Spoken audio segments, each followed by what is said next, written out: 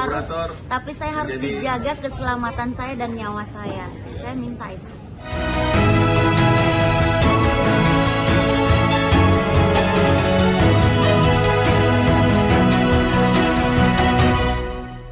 Ketua KPU Hasyim Asy'ari game over, tak layak dilanjutkan, oleh Asy'ari Usman.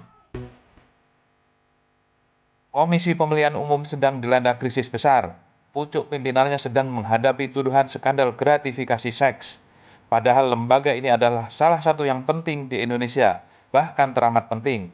Sebab KPU punya wewenang untuk menetapkan siapa-siapa yang akan duduk di DPR dan siapa yang akan menjadi presiden lewat pemilu. Pimpinan KPU, terutama ketuanya, perlu senantiasa berada dalam kondisi integritas yang tidak cacat. Gratifikasi seks dengan imbalan Partai Republik I diloloskan dalam verifikasi administrasi diungkapkan sendiri oleh Ketua Umumnya Hasnaini Muin. Dia membeberkan kepada tim pengacara yang dipimpin Dr. Farhad Abbas tentang kronologi cicilan seks dengan Ketua KPU Hasyim Asy'ari. Hari Kamis 22 Desember 2022, Hasyim dilaporkan ke Dewan Kehormatan Penyelenggara Pemilu dengan dugaan telah menyalahgunakan posisinya sebagai Ketua KPU untuk mendapatkan gratifikasi seks. DKPP berjanji akan melakukan penyelidikan terhadap laporan perbuatan asusila ini.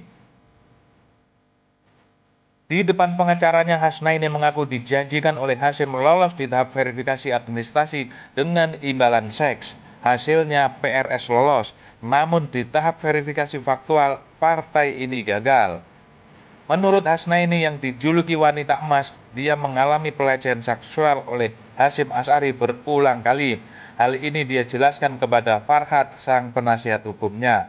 Seperti dilaporkan CNN Indonesia mengutip penjelasan Farhad Abbas, dugaan gratifikasi seksual itu berlangsung selama lebih 10 kali, yaitu pada 13 Agustus 2022, 14 Agustus 2022, 15 Agustus 2022, 17 Agustus 2022, 18 Agustus 2022, 21 Agustus 2022, 22 Agustus 2022, 23 Agustus 2022, 25 Agustus 2025, 27 Agustus 2022, serta 2 September 2022 di 5 tempat berbeda. Hasnaini mengatakan dia memiliki bukti-bukti yang sangat kuat, termasuk percakapan WhatsApp dan foto-foto yang menunjukkan kebersamaan dia dengan Ketua KPU. Laporan ini sangat serius. Hasnaini pastilah memahami resiko hukum yang serius kalau dia mengarang-arang cerita. DKPP mengatakan mereka akan melakukan penyelidikan, tetapi hasilnya tidak bisa cepat. Publik akan mengikuti dengan cermat tindakan DKPP dalam menangani dugaan gratifikasi seks ini. Karena itu, semua personal DKPP harus bekerja profesional, jujur, dan adil. Perlu diingatkan agar DKPP tidak coba-coba bertindak untuk melindungi Ketua KPU Hasyim Asy'ari.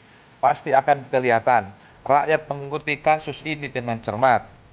Ada baiknya Hasyim dinonaktifkan supaya penyelidikan berjalan lancar tanpa bayang-bayang kekuasaan. Di pihak Hasyim sendiri seharusnya sudah ada langkah ke arah pengunduran diri. Tidak perlulah harus dipecat dengan tidak hormat. Cukuplah Hasyim menggunakan pertimbangan yang jernih dan memahami keinginan publik. Jika benar terjadi gratifikasi seks, sangatlah tercela. Ketua KPU tidak punya tempat lagi untuk melanjutkan jabatannya.